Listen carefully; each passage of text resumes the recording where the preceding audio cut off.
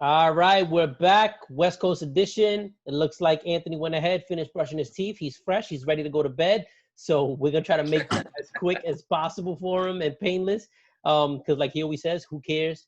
So let's go ahead and do it. We're gonna do the West Coast. I want to first start it off with a team that was really solid last year, the McPoon, handling, GOAT, and no matter of fact, no, I'm gonna start with the Empire. If I'm going based off of the listing that we have, I think Steve, you're the second team on our sheet here. So let's do you first. Yeah, all right. We'll be quick. we'll be real quick. So Steve's options are, he's actually already done a trade where he acquired Tom Brady with via a trade with Gabe, where he traded away Marlon back for Tom Brady. That trade didn't get as much heat as I thought it would, which is awesome. It worked out, I guess, for both sides. But his options are Alvin Kamara 85. He's gonna have Brady at $3, Mike Evans at 1, Zach Ertz at 21, and then John Brown at 1. I actually have him projected at doing Mike Evans and Tom Brady and having a total of 100 and, correct me if I'm wrong, Steve, here, 95. 95, yeah, that's we're correct. also going to do John Brown as well, potentially. So yeah, that's where I'm at with it. I'll give you the floor first. It's your team, so go ahead. Yeah, so to go back to the trade, I did the trade specifically. I am terrified from that kid with Wisconsin, and I think he's going to win the job at some point in Indianapolis. So that was my motivating factor to move it. Draft Jonathan Taylor. Noted. Yeah, noted. Exactly. In terms of Tom Brady, look, at the end of the day, it's a quarterback for $3 that, in most projections, I'm honestly only expecting top 7 to 10. If he breaks that, even better. Do I expect to get another quarterback just in case? Absolutely. I'm a Bucs fan. I've learned my lesson more than once. But in terms of my team, look, the realization was last year was not great. I moved a lot of pieces to try to salvage my season, which is why I have a very lack of people to pick from in terms of keepers. So I'm basically starting from fresh. Which is why I'm going in with the most amount of cap. So I'm basically cut loose from any expensive player. I bet big on Kamara, which did not hit for me at all last year. You will not see me make that strategy again. I think if you guys have listened to what I've been preaching to every other team is to be more conscious and cost aware. Which is what you're going to see the Empire. So the Empire is going to look like a very different team than in years past. Typically, we're top built in one position field, whether it be running back or wide receivers with a decent QB. And then we have some pretty decent bench guys to plug and play to get us the extra points. I think this year, more than ever, you won't see that. You're probably going to see a much more even spread. Maybe you'll have a star player here or there, but it's really – it's going to be very difficult for me. I'm going to admit it. We said it in our last segment, if you guys have watched, but basically we need to take the Anthony, approach to drafting, which is stick to a cost, stick to a player. Don't fall too in love, which, my history says that I tend to fall in love and go big on. So it's going to be tough. In terms of expectation, I think it would be really hard to argue the Empire to being a playoff team. I would say no, based on what you see here and what we have to navigate, because, we don't have 5 players in cap. We, some people can even point, the Empire only have one good player, and that's Mike Evans. So that's basically where I stand on my team. I'll leave it to you guys to do more of the debating and whether I'm crappy or if I'm decent. So that's all I got to say about the Empire. Go ahead, Anthony. You're up. That's irritating, man. He done wish Corona upon every other team except for himself. He ain't seen nothing about the Empire coming down with it, right? Every other team like, hey, man, don't draft me. Wait. Time out. Did I not just say I'm going to be drafting like Anthony, right? But you didn't use the term. You didn't use the term. Drafting differently. You avoided the term, though. All right, yeah. I am worried about the Empire catching COVID as well. So yes, don't say it now. That's why I am drafting differently. Don't get shamed. Oh my gosh. He was shamed into like, oh, we're We're going to catch it too. Don't worry about it. We're just like you guys. Shut up. Stop. Hey, if I were keeping Kamara, you could definitely stone me and be like, but you just said for every other team that, hey, you shouldn't be carrying an $85 player because of COVID. I'm telling you, I'm not doing that. That's why you this year more than ever, you've seen me move off of players that are suspect, that might be, you know what I mean, that might not be good. And I moved a lot of players last year, and Kamara, you know, there's no way of keeping him at 85. So yeah, you're basically seeing the Empire hit a hard reset button this year. And that's where we're at. I'm just being very truthful. The Empire hit the reset button. Last year was a disaster, and it's time to rebuild this thing again. If the world's going to end, don't start being fiscally responsible now. It's going to be over anyway. Don't worry about your bank account. Shit's falling apart. It's fine. Everything's fine. Just let it collapse. It's like, oh, how much is Rodgers? Let me get 100. Don't even matter. Just throw out some random ass number. Exactly. You got Brady. I want Rodgers too. 150. Don't care. You always get all panicky about your team every year, and all of a sudden you figure out a way to make the right trades at the right time. It didn't work last year. He's mad. Yeah, about to say last year was rough. But last year was not good. But it's not true, because it's for a lot of people. It's for people who own Barkley, people who own Kamara, people who own, well, I wouldn't say David Johnson, but own OBJ. Like I had Mixon. Mixon was another one. Yeah. Right. Yeah, I had two big. I went big on running backs last year, and look what it panned out. But that's not to say you shouldn't follow the same strategy. Just sometimes they have down years. They just all happen to have down years at the same exact time, which rarely happens. I got you. I got you. In all honesty, in regards to running backs, unless you're Zeke Elliott, everyone's kind of a crapshoot. Because from the beginning of the year to now, Zeke has always been consistent. He's always in the top 5 one way or the other. Like Kamara had that great year, then kind of fell off. You could argue McCaffrey. McCaffrey was trash the first 2 years. His rookie year was garbage the first 2 years. Then you saw him proving that he just exploded. Yeah. So there's nothing wrong with going with that strategy. Dalvin Cook had a great year last year, but the thing with him before was like he's always injured. Always hurt. Like every running back outside of Zeke is always an if. Barkley's great, but he has these little nagging injuries. Is McCaffrey durable? Like, and Kamara seemed like he's going to be that guy, but these things just kind of happen. Now, what I'm asking you is just to spend money, not fiscally responsibly, just splurge a little bit. Be irresponsible. He wants you to be irresponsible. Like a stimulus. Just let it go. He doesn't like when too many people are irresponsible because exactly he can't get cheap prices. Treat it like stimulus money. Just blow it away. Like $1,200, no problem. Here you go. You have that. Well, I'm gonna go ahead and go. Even though Anthony took all of my time, just really quick. Yes, Steve, you're in a rebuild mode. That's just a fact. I think you maybe got another 2 years before you have to look into moving Evans. He's another one. Right now, he's okay to stay on your team for another year, but just know last year was his lowest target rate ever in his entire career. And he's not 118 targets.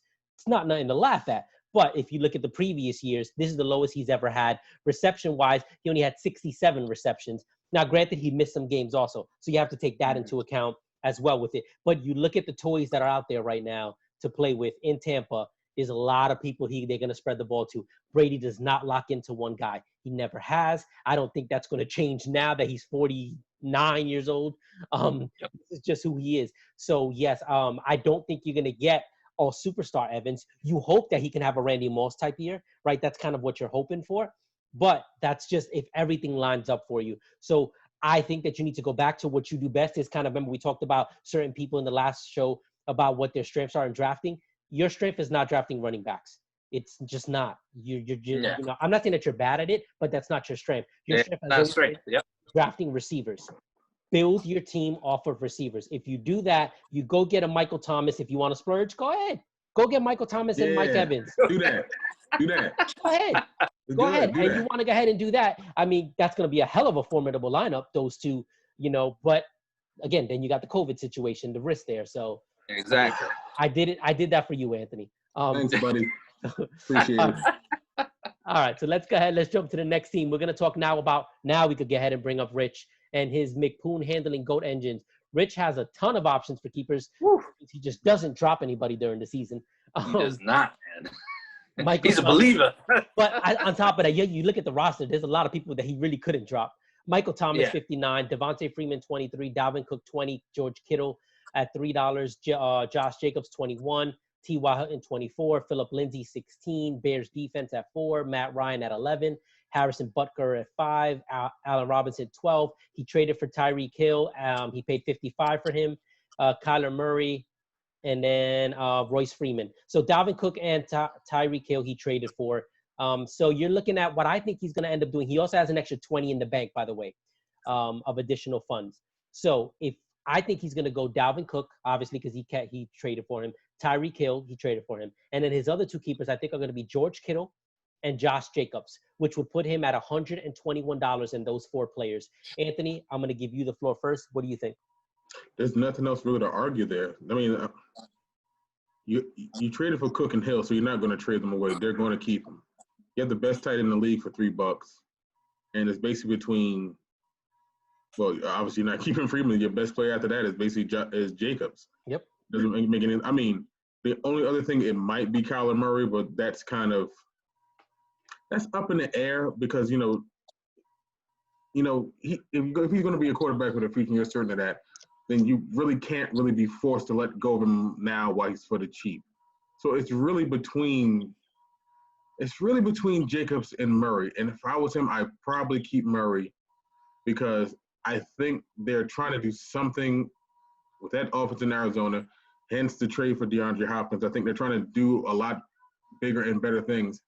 And I think Kyler was just outside the top 10 last year, and he didn't have a great that fantastic. I was gonna say he didn't do enough for me to say he's definitely should be kept over Josh Jacobs. But I understand what you're saying. Even though it wasn't impressive, he still was pretty damn good fantasy wise here and there. So I get it.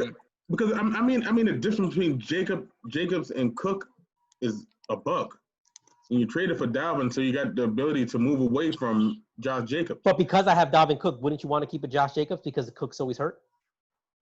Well, and he's holding out potentially too this year. And eventually it's going to get to the point. I may want to do that for this year, but eventually I'm going to have to make a choice. At some point. Yeah, I hear you. Right. Because right now I have the extra money for the leeway to do that, but I could put that towards something else. And you're not going to get Kyler for that next year. I hear you. Okay. No. Yeah, you're not going to find your quarterback of the future. You're going to be playing, just ringing around the roses with your quarterbacks all the time. But to get that set in stone, let me see what he's going to do and see where you go from there. And like I said, if I'm him, if I'm trading for Cook, because that means either I want to double up at running back or want to move the other. Because what you got for Cook, you can make up by shipping out Jacobs if you really wanted to.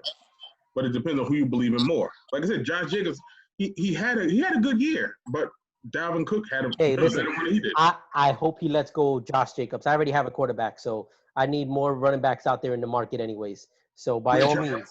Rich, holler me. Rich, you don't need him, holler me. What you got, Steve? I think there is a solid argument to be made about the Kyler Murray. It's just if you do that, you have to be confident Kyler Murray is your starter week in and week out. And I think all of us can argue. For years to come, too. Yeah, and for years to come. Similar to my situation with Andrew Luck. We knew Andrew Luck was going to be in the lineup. We knew Andrew Luck bona fide was going to be top 10. That's where you make that move. Kyler Murray, now I'm not saying Kyler Murray isn't that. I think there's a legit argument to be made. But to your point, it's where am I going to get the more value at right now for next season? And does Kyler Murray and let's just say Kyler Murray today on an open market probably gets you what, $11, $12, right? So is that cost difference is better than losing a potential Josh Jacobs, which we can all argue Josh Jacobs probably going to be around the 40, 39, 30, 40, high 30s, low 40s, in terms of on the open market, right? Yeah. Minimally, right? That's where I think he's still going to end up staying with Josh Jacobs. I mean, the history, Rich has always been good at drafting, and he's always put together on a solid roster. So I think he's going to continue that. He year in and year out finds a way to make great deals. I mean, I love the Tyreek Hill deal that he did. And Dalvin Cook is still young. For that amount of money is just really, really good. So I think Rich is a very solid team, and I think he's I think he's playoff worthy if he keeps Josh Jacobs. And when you add all of that up, he still has cap room to play with too. So he's in a good spot. So I just got Anthony just basically sent me a message. Probably everybody saw it on the screen. Asking me about my dog popping in. My apologies. He's just a little nosy. So, but yes. So really quick. And I'm gonna make this quick as possible because I kind of already told you my feelings. Just my opinion is if you don't keep Josh Jacobs, you're basically saying that for sure Kyler Murray is going to be that guy for years to come. Because in my opinion, Josh Jacobs at 21 beyond this year, if you let him go, will never be $21 again until he's about 29, 30 years old. And that's just my thought. He's going to be a $40, $50, $60 back, I think, long term. Whereas Kyler Murray, even at his peak, probably be $30 as a quarterback at absolute peak, highest value. So you just, you're looking at it and you're breaking it down from that number. That's the only way you do that move. A trade that I would like to see happen here is actually Steve. One of my bugaboos about you is I'm tired of you having a quarterback carousel year in and year out with your team. And I think you should be a team that's doing everything they can to go get a Kyler Murray. Because if you land a Kyler Murray, if you really believe in him, that would be your quarterback for the next decade plus. And now you have that building block, your next Andrew Luck, so to speak. Because the last 2 years, the whole Andrew Luck saga was killing your team. That's why you haven't been back to the Steve that we know. It's because you haven't been able to get that quarterback. And I fear that this year, again, you're going to be back in that same quarterback carousel. Because we don't know if Brady still has that, that arm strength. We hope he does, but we don't know that. So again, that's something I would like to see happen here. Whether it does, I'm not sure. That's for you guys to get ahead. I know Anthony's in on him too, so we'll see where that situation goes. All right, next up, let's go ahead and we're gonna break down the champ himself, Dom. I don't know what's his team called these days. He just has too many different names, so we're just gonna go with Dom. And Dom's options are Kerryon Johnson at 8, Julian Edelman at 5, Austin Eckler he traded for, so he'll have him at 31, Nick Chubb at $2. He could do Cooper Kupp at 9. He's going to keep Devontae Adams because he traded for him at 16. Juju at 50 he also traded for. And then he can also do Singletary at $6. What do I think Dom's roster is going to officially look like on draft day? I actually have it as Austin Eckler, Nick Chubb, Devontae Adams, and Juju Smith, and he's going to have $101 to play with. Anthony, what you got for me? It's the only thing that makes sense in this team. I'm sorry. If you have Adams, you traded for Juju, so you got to hold on to him. Same thing with Adams, same thing with Eckler. You went through all this hullabaloo and got to do whatever you got to do with that. But, Nick Chubb for $2. That's disgusting. That's a It's not even fair. Gross. It's not even right. Like the other traders, I just felt like you just pissing away money because you got this guy for $2. You could have figured out some other shit, not this. Oh God. I mean, Kerryon Johnson, no one cares because they got the homeboy from Georgia. Julian Edelman, I don't think it's going to work out without Brady, but we'll see what Cam does. No. I think it has to be Nick Chubb, in my opinion. He can't get anybody else because of all the deals. So it has to be Nick Chubb. It's got to be Chubb. It has to be Chubb. Yeah. And of course, he makes a deal with Adams, which I actually thought was a pretty smart deal because he has the ability to probably be, believe it or not, probably maybe the number one wide receiver in fantasy. Like ESPN has him 2 right now. Yeah. ESPN has him rated number 2. Yeah, I can believe that. If the volume's there, they're gonna keep feeding him. He can get it done. I mean, Juju is probably a top 120 guy, but for this, because of the deals he made, it's Eckler, Chubb, Adams, Juju Smith. You got 101. Just don't do anything crazy and piss it away. Just go from there. But that's a tough 4. That's a real tough 4. Yep. Steve, what you got? I think he's in a very. I mean, obviously the Nick Chubb. So I'll say this. Dom has a good 4-year window because of Nick Chubb. Like, it doesn't matter what Dom does because that $2 literally erases any erroneous thing he could possibly do. Like, he could do the stupidest expletive on draft day and still be saved because of that. Like, this reminds me, remember his first year in the league, Jesus, where I think he went like some absurd amount on a running back, and he ended up trading for Arian Foster. And we were like, who's Arian Foster? Yeah, what the hell is he doing? We lost our minds. We all lost our minds. We were like, get him out of me. that, but everybody was texting me complaining about him. Oh, But yeah. I take Yeah. to that. And he was a mad genius. He ended up being a mad genius. Yep. And here he is. He's a mad genius once again with Nick Chubb at $2. Like literally, and this is the scarier part.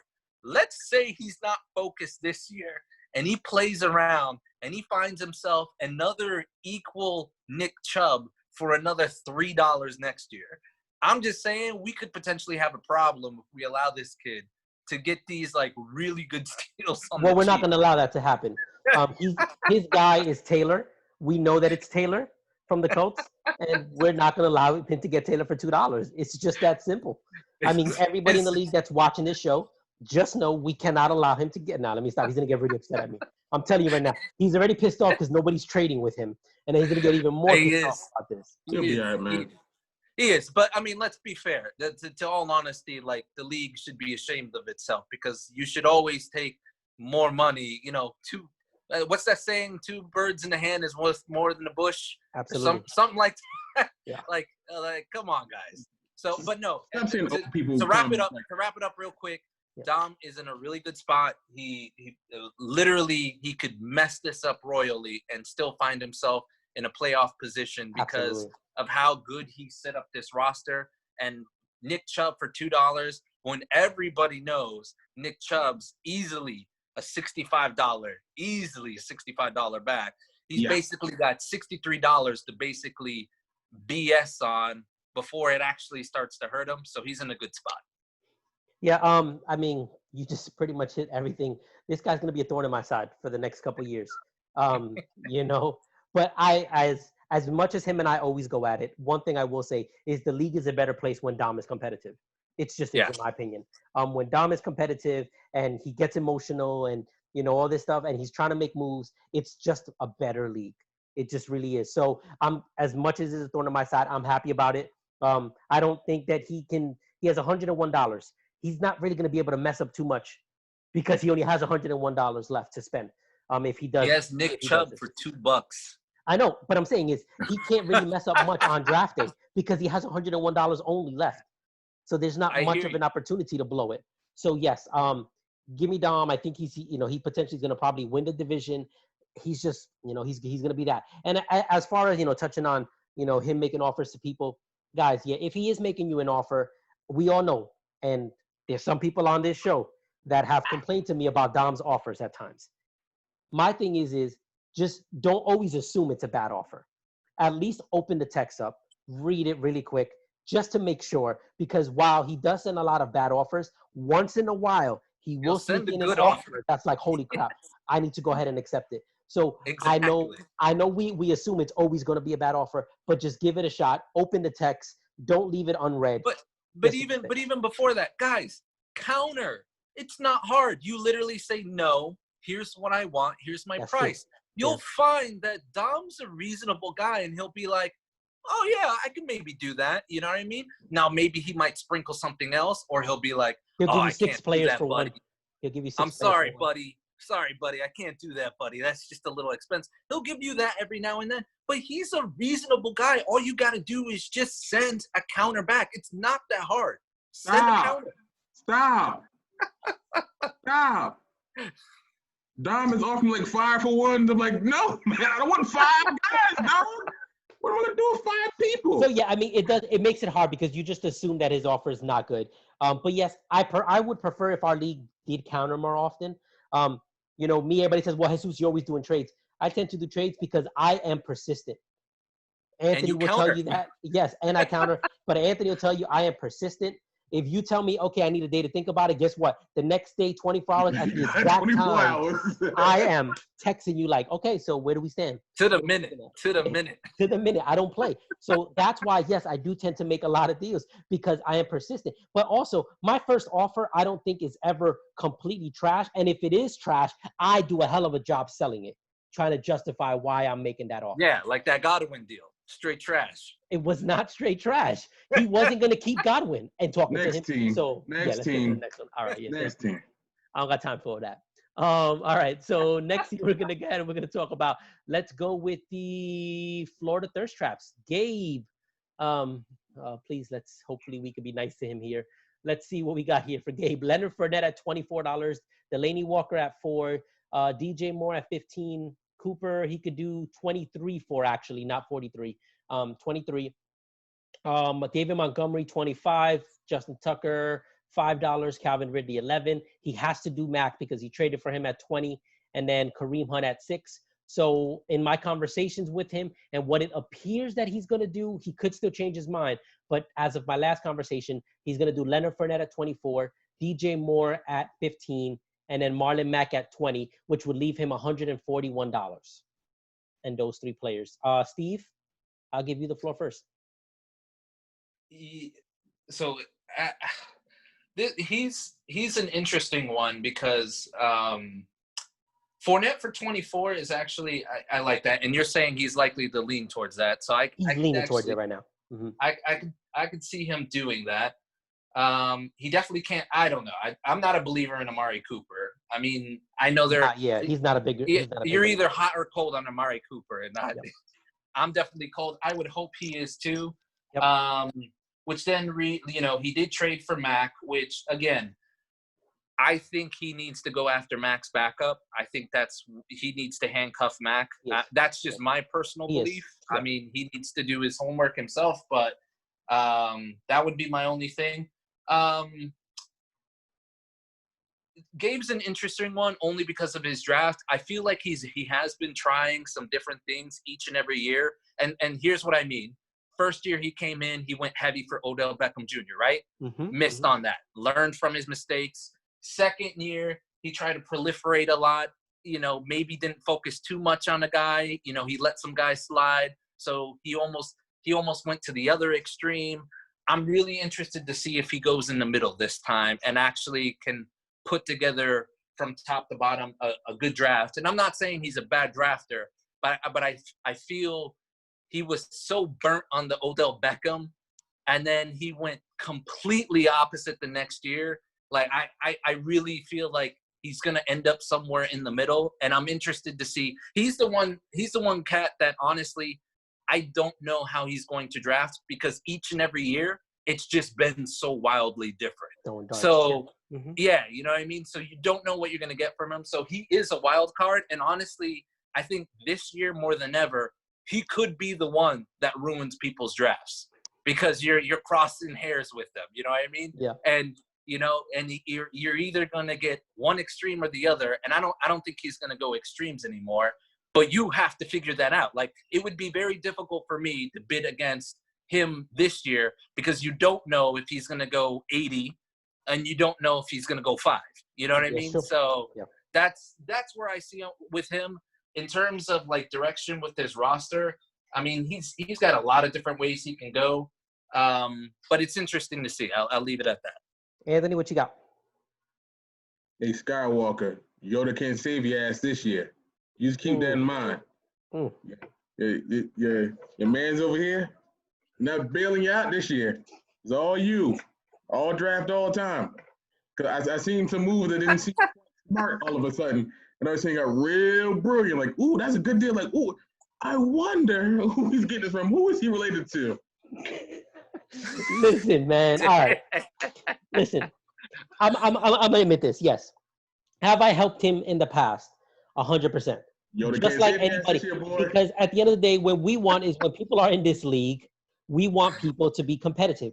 I don't know about you all. I don't want people that are gonna be boring in this league. So yes, right. I have. Last year was the first year I did not help him, and it was a disaster. It was. I think he had 2 wins. It was a nightmare. Was it 2 or 3? Yeah. So it was the first year. So yes, it was absolutely scary. With that being said, what I don't think people know that last year was for Gabe, and he made this very clear to me, was just like Jose, a rebuild year.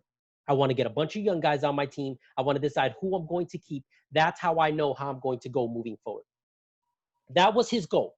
If you look at his keeper options, DJ Moore, David Montgomery, Calvin Ridley, and then Hunt. So he has a ton of options there that are really young. I understand why Steve's saying he would do Leonard Fournette. I personally, if I was thinking short term, like I'm going to compete this year for a championship, I want Fournette. I agree with you, Steve. I don't think he's competing for a championship this year. So personally, I disagree with him. But again, I'm letting him make his own decisions because this is his squad. He has to sink or swim. Personally, I'd be looking at a Calvin Ridley because I think Calvin Ridley, first of all, has more longevity. And I think Julio Jones is not going to keep ascending. He's going to start to descend at some point, which means Calvin Ridley then begins his ascending part. You could also say David Montgomery definitely has to be better than what he was last year. He has to be. And he was a running back that a lot of people had very high hopes on. So he could go either which way. But me personally, if I'm in his shoes, yes, you absolutely keep DJ Moore, without a doubt. I wouldn't have done the Marlon Mack trade for Tom Brady, personally me, because now that stopped you from keeping Calvin Ridley. Had he not done that trade, he could have done DJ Moore, Calvin Ridley, and Montgomery, all three. He can't do that now. So he stuck with Marlon Mack. That's fine. He's going to do DJ Moore. That's fine. I hope he doesn't do Leonard Fournette if he's thinking big picture. Again, Fournette will be better this year than probably Calvin Ridley, but he's not going to be better for the next 5 years. And that's what he told me he was doing last year. He was building a long-term team.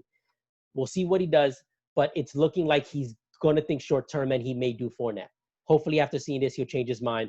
But again, I'm letting him sink or swim, so.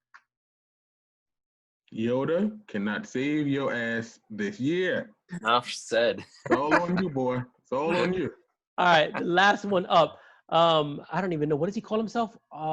Something Jefferson Davis is what? It's Shaq. It's Shaq, man. Yeah, Welcome back, Shaq. Welcome back, Shaq. We missed you, man. So Shaq did do a trade. He sold Tyreek Hill to Rich for $55, which Dom was not happy because I guess he offered more money. But overall, Keenan Allen, he could do for 38, Todd Gurley for 32, Christian McCaffrey, 57, Aaron Jones, 30, Robert Woods, 14, Jared Goff, 7, Mayer, $1, Kirk Cousins, $2, Matt Breida, 1. You look at this team, I honestly think where he would be smart to go, he has an extra $33 in additional funds. So if I'm him, I do Christian McCaffrey and Aaron Jones, and he'll still have $146 going into the draft and two of the top backs in this league. That's what I would do. But I guess I'll pass it off to you, Anthony, first. What do you think? No, there is no other option. You have one guy who's the best option in fantasy and a guy who I think ended up number 3 or number 4 in Jones.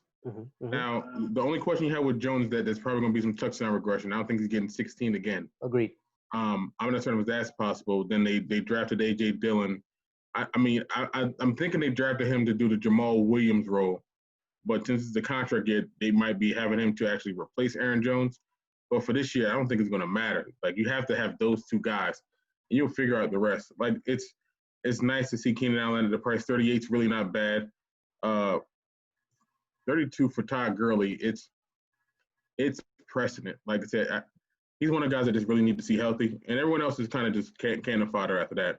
Yep. But for his team, the only thing you can do, you have to keep McCaffrey. There's no rational point to put him out in the free market, especially they made a deal that got you additional funds. And Aaron Jones. It's the best he can do.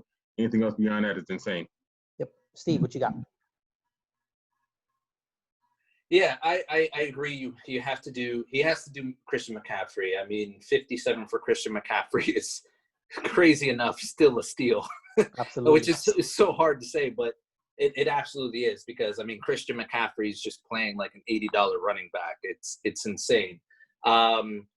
But what he has to pair it to, and he has options. And quite frankly, like, you know, you can make arguments for a lot of these other guys.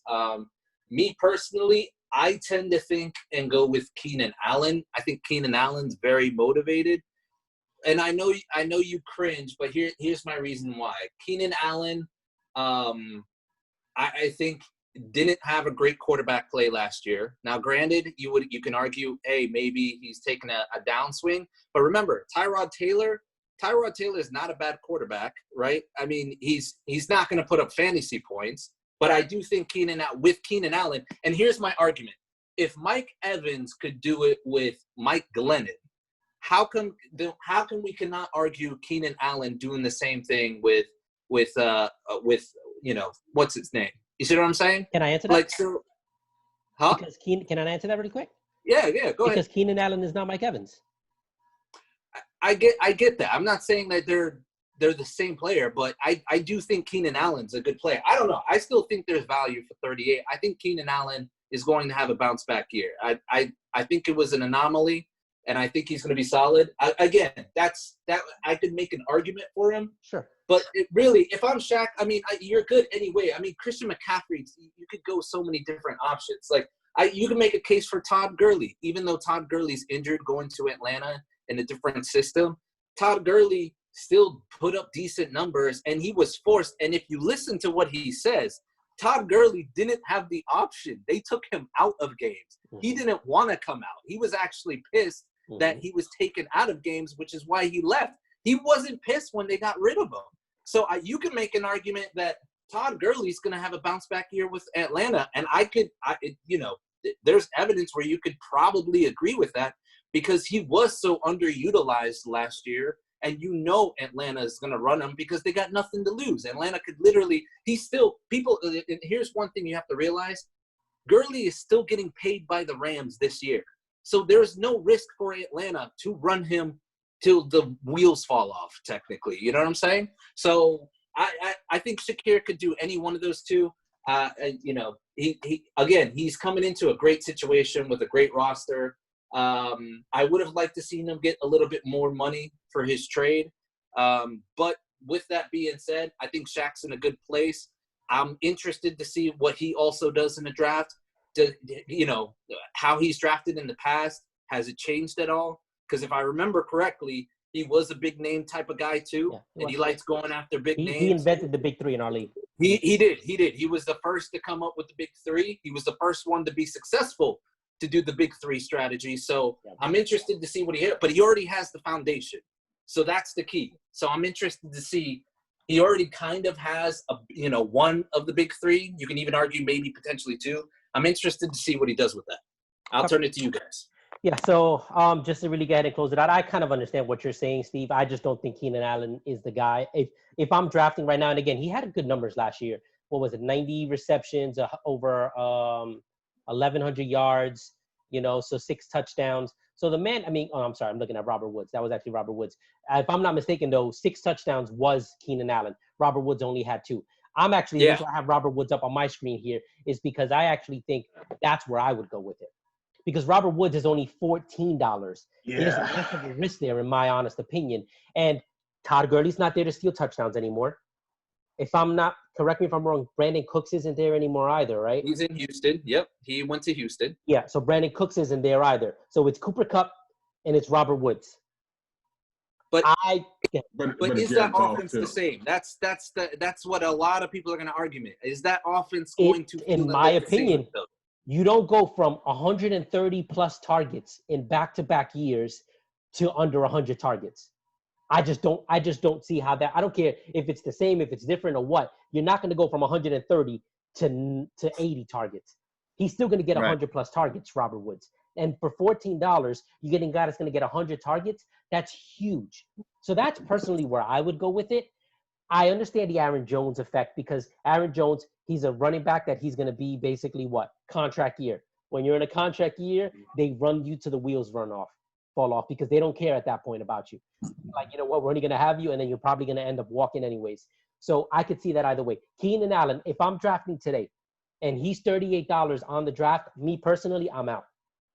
I'm not paying $38 on draft day for him. So that's why I wouldn't do it. Not that I wouldn't like the player, but if I'm drafting and I see that somebody says $38, I'm out. I'm out of that bidding. So I don't think he's worth $38 in my honest opinion because he's so inconsistent. When he gets hurt, then he plays, and then he'll have a game where he'll get you 30 points, and then he'll have a game where he'll get you 30 yards. There's just no consistency in that point. So that's why me personally, I'm not a big Keenan Allen fan in regards to his price range, not the player. Because if you're telling me you could get Keenan Allen for 20 to 30, I'm all in on that. But I'm not paying 38 because then there's too much of a risk at that point, in my opinion.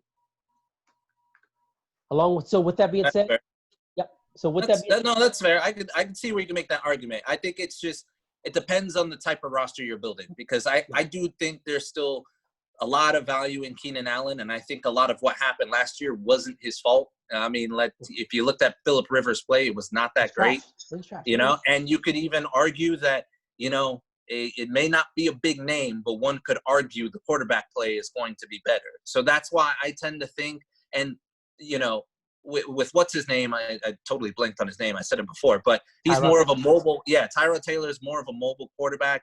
Mobile quarterbacks do generally help the receiver out in terms of buying more time for them to run their routes, And that's them Keenan to Allen. get He's a open route on runner. breakaways. I get it. Exactly. And I I that's where I think the value of Keenan Allen will come in. And I just think personally he's going to have a big – so maybe it's just me. Maybe I'm just a big buyer on Keenan Allen. Anthony, you get the last word, and we're going to end it. I already spoke. There it is. We He good. does not care. We're done. He wants to go to bed. He's grumpy. We're going to get ahead. We're going to end the show. Thank you all for tuning in. Y'all be safe. Stay safe. Be safe. We are out. Peace.